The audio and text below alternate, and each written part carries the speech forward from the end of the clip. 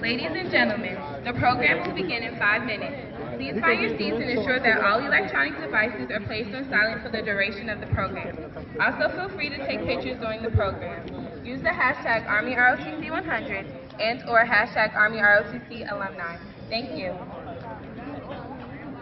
Army ROTC has commissioned more than 600,000 officers in its proud history and has been the premier pathway to an exciting and prestigious profession. Graduates of the Army ROTC program remain fully prepared to lead the forces, defending our freedom in an increasingly complex world. And those that serve as Army officers gain leadership and managerial skills that will last a lifetime.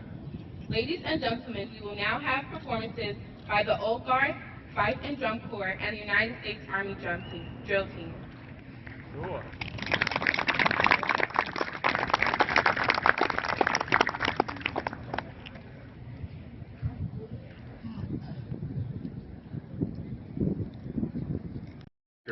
Is proud to present the United States Army Old Guard Fife and Drum Corps. The 3rd United States Infantry Regiment, the Old Guard, traces its lineage back to the 1st American Regiment of 1784, and today serves as the Army's official escort to the President of the United States. In 1960, the Fife and Drum Corps was organized to participate in official ceremonies and to revive our country's musical heritage.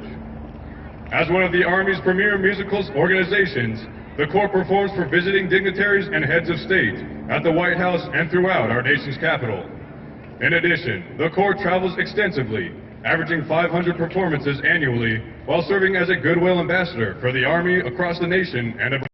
Fife and Drum Corps!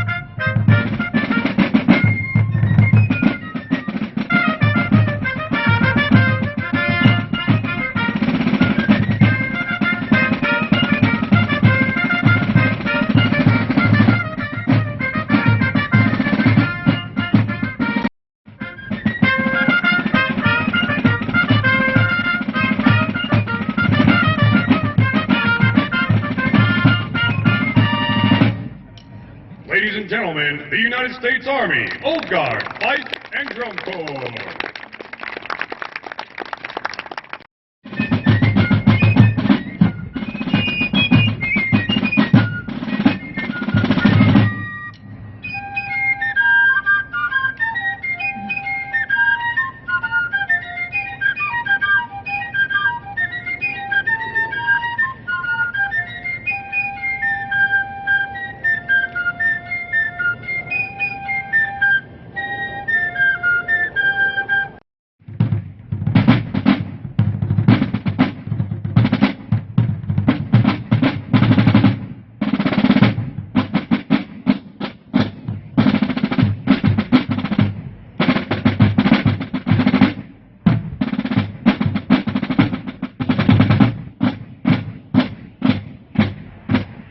Unquestionable character and are highly competent. The drill team is the embodiment of these qualities. Members of the drill team are from all corners of the United States with a wide range of specialties. They have perfected their mission and are here to share with you today.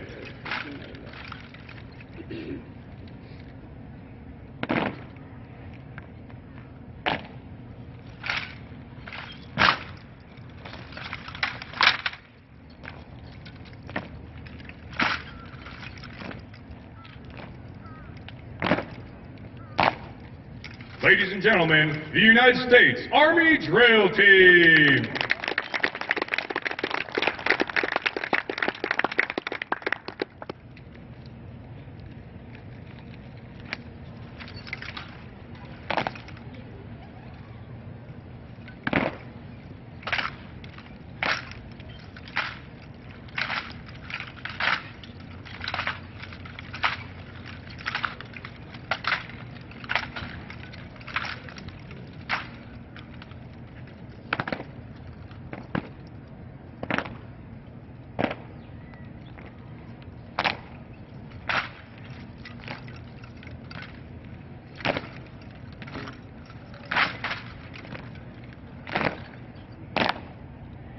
American soldiers have served and sacrificed in the Army to preserve our way of life, our values, and our future.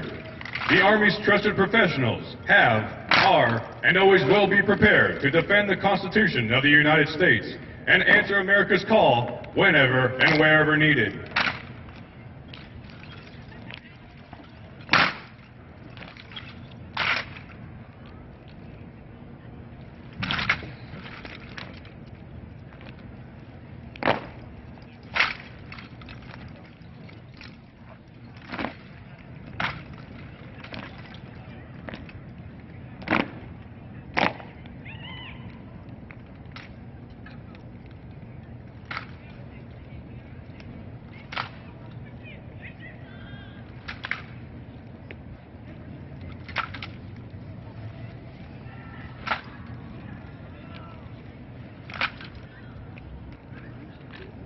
Today, the drill team is led by their drill commander, First Lieutenant Matthew DeGita of Germantown, Maryland.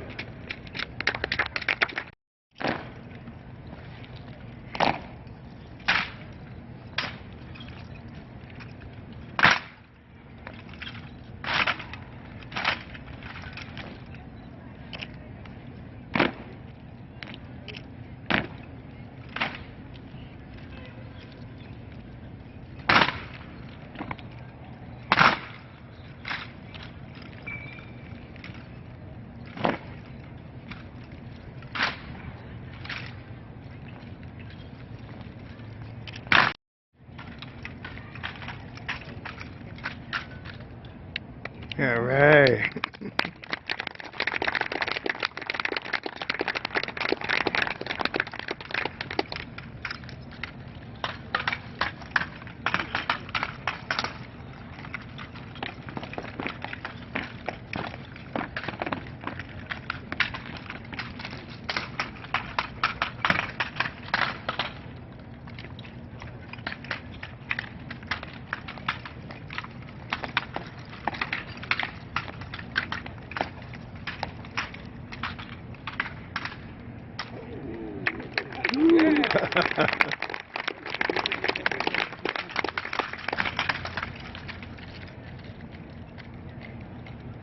All right.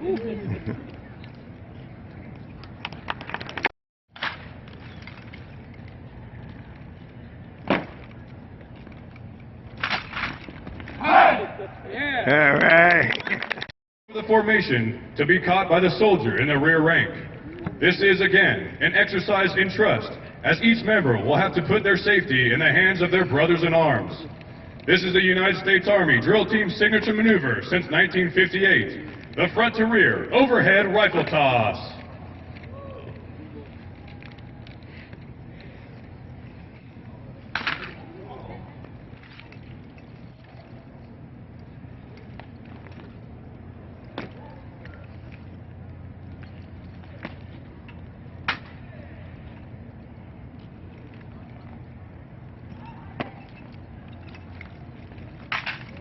All right. Woo.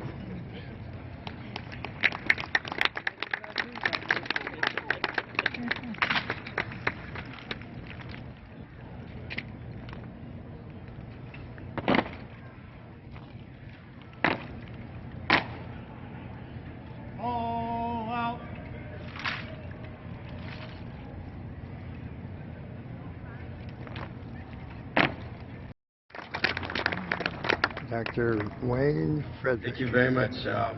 This is certainly a special day and a monumentous occasion.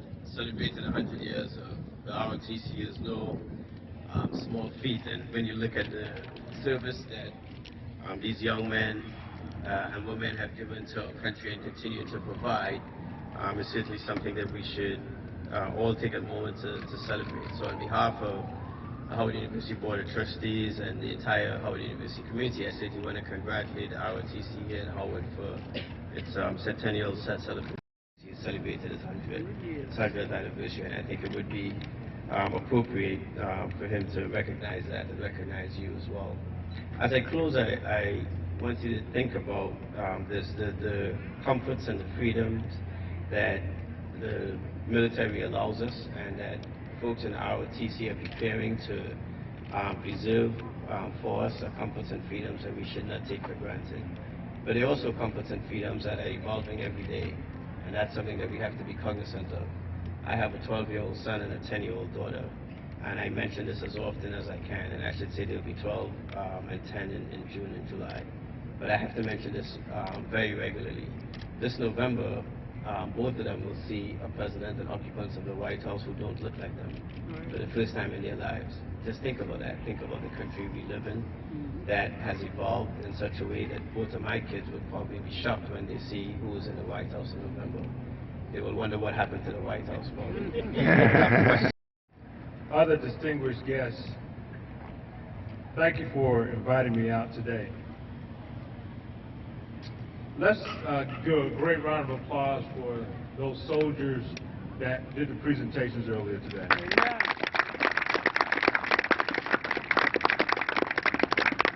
Now I have a speech here, and I'm going to start my timer here. I got 5 minutes, that's what they told me. That I want to use, but I really don't. Because when I look out at this crowd and I see our great Americans, let's give our Tuskegee Airmen a round of applause. I don't know if I'm chasing you or you chasing me, but we seem to be at some of the same age. I'm chasing you, sir? No, because you can catch me. There's a challenge. I'm leaving that one alone. So, when I was sitting there thinking, I was thinking about the oath that we take.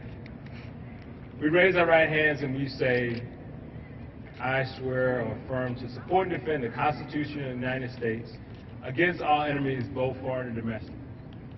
And I bear true faith and allegiance to the same. That I will obey the orders of the President of the United States, and the orders of the officers appointed over me, according to your regulations, Uniform Code of Military Justice. So help me God. Ladies and gentlemen, that is a big deal. So for the cadets, my message to you is don't try to figure it out. You got a whole bunch of people. You can look on your wall downstairs in the Bison Battalion who have gone before you and who are invested in you. You got the examples of the great soldiers that you just saw here, of the units that you're going to go lead and serve with that have already been there before. I was notorious. We'll leave that alone. First of all, it is an honor and a privilege to be here. It's always good to be here at home. I call this home because actually a great deal of my life has to do with this yard. It has to do with the ROTC program. And I've got these words here that I've mulled over based upon an editorial I wrote for the Afro newspaper. It'll be out tomorrow. And I'm looking at them and I just feel a little bit more inside my heart right now. Let me just tell you what this means to me.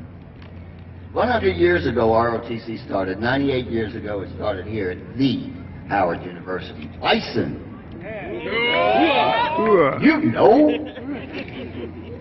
And in 1967, a young man came here following the footsteps of his mother and his father. He met a young lady who was following in the footsteps of her mother and father. And he got married later, and June the 29th will celebrate his 42nd wedding anniversary. Amen. That guy, that's me.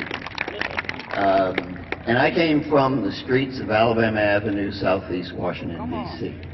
Now, I don't know if many of you know exactly what that means, but trust me, it is by the grace of God, great parents, this university in the United States Army that I'm here talking to you today.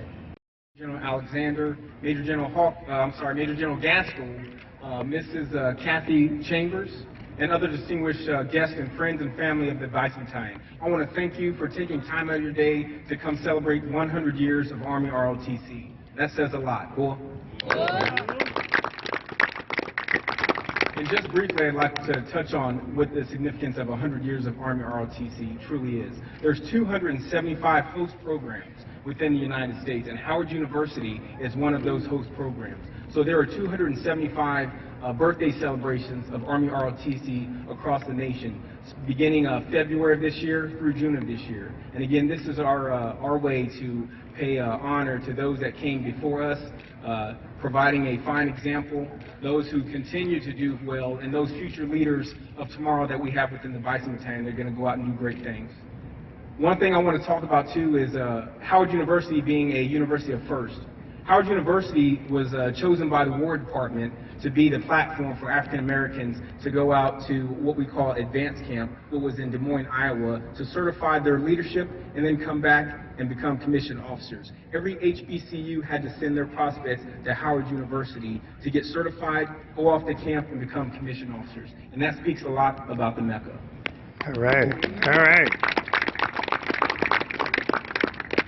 It's also a university of first in that now that we can commission females it's 100 years of Army ROTC, and now we can commission female officers into combat arms. So not only are men out there trailblazing in those combat arms and in harm's way, but we have our females now with that opportunity. And Howard University commissioned its first female into Field Artillery Corps last year, distinguished military graduate Asia. It's to celebrate two distinguished gentlemen that have truly been trailblazers for the Bicentennial and the United States Army. That's Lieutenant General Chambers and Major General Gaskill. All right. The United States Army Cadet Command is hosting a Hall of Fame induction ceremony, and the Bicentennial has selected these two fine gentlemen for everything that they've done within their over 60 years combined service to our nation. Cool? They set the example for our cadets to emulate, and again, they've been trailblazers in their own right and continue to support our program. If it wasn't for Lieutenant General Chambers setting the way, setting the path, serving as the commanding general for 7th Corps in Europe, that shows our cadets that there is truly hope that we can get up there in the higher echelons of our Army. So I want to just acknowledge Lieutenant General Chambers and Major General Gaskill. I would like to present you with two of our Bisons. Miss Kathy Chambers, if you could join me over at the table as well. Major General Gaskill, if you can join me as well.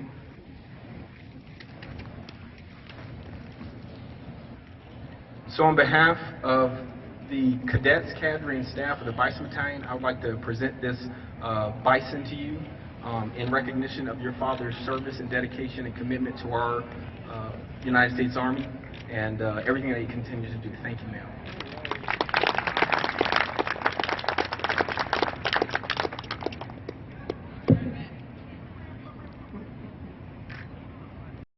Cadre cadets, the staff here at Howard University's Bicentennial, I want to also honor you with one of our Bisons for being inducted, our inductee or our nominee for the United States Army ROTC Hall of Fame.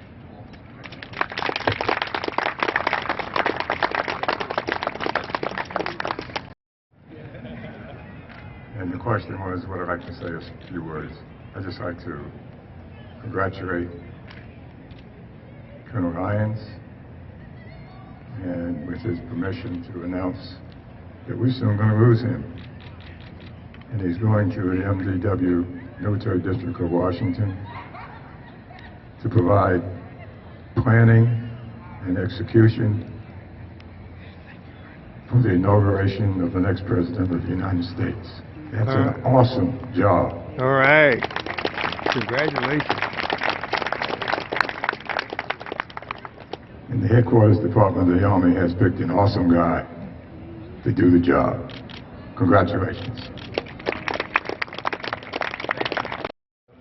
We're going to have a cake cutting ceremony, and Cadet Parker's going to read through that narration, and then that's going to conclude the formal portion of our ceremony. But before I get off the mic, I'd like to first thank our partners, our Reserve and National Guard partners to my left, your right, and just thank them for being out here to support us.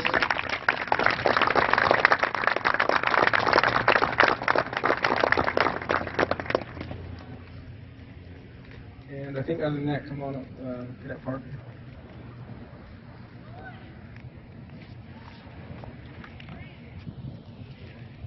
Ladies and gentlemen, it is customary during Army celebrations to cut a traditional cake. The cake cutting ceremony represents the present senior leadership of our military and the communities committed to fostering the development of our future leaders. It is a commitment to selfless service and giving back from which we came. Ladies and gentlemen, we will now have the Bison Battalion cake cutting ceremony. The cake symbolizes the passing of the history and traditions of the Bison Battalion. It also signifies the manner in which senior members coach and mentor the next generation of Army leaders, who in turn will one day follow suit. At this time, will Dean Mayor, Major General Smith, and Cadet Catapane please come forward.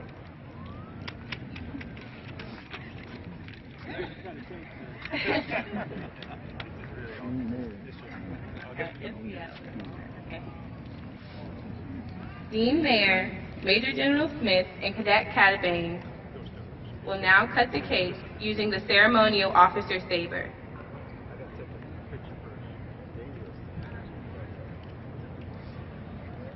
So you know what you gotta do? So we're gonna put your hands up here.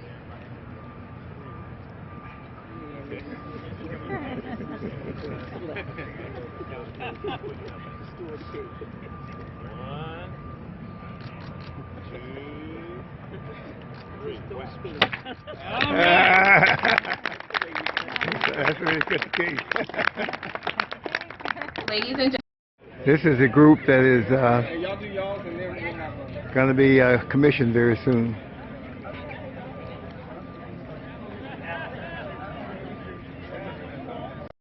Although my father's much older than him. Thank you. Thank you, sir. Thank you, sir. Thank you, sir. Thank you. Yes, ma'am. Yes, I didn't ma'am. realize you were a DC guy, though. Oh, hey. Spin gone grad. Hey, third generation. Okay. That's right. Yeah. That's right. That was a Oh, couple I know. Years, couple of years Believe me, behind I you, know. though. Thank you. He really took good. He and I'll tell you who else. George Price.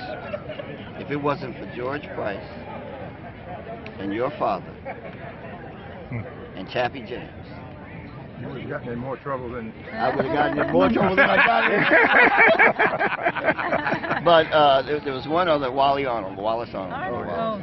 Yeah. He took care of me a little later. Now he took care of my son when he was down in Hampton. Okay. And he was in our Yeah. That's why he's not here today, because they're having a Oh, similar you know what? celebration down there. The last time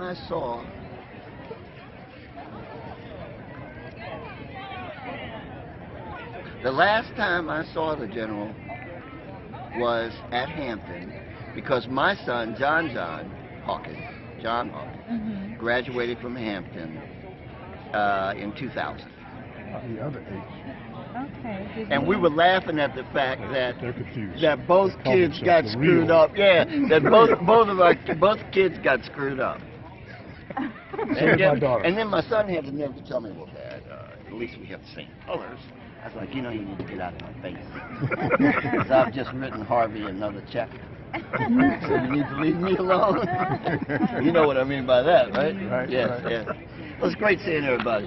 Okay. All right. Excellent All right, speech, brother. Eric.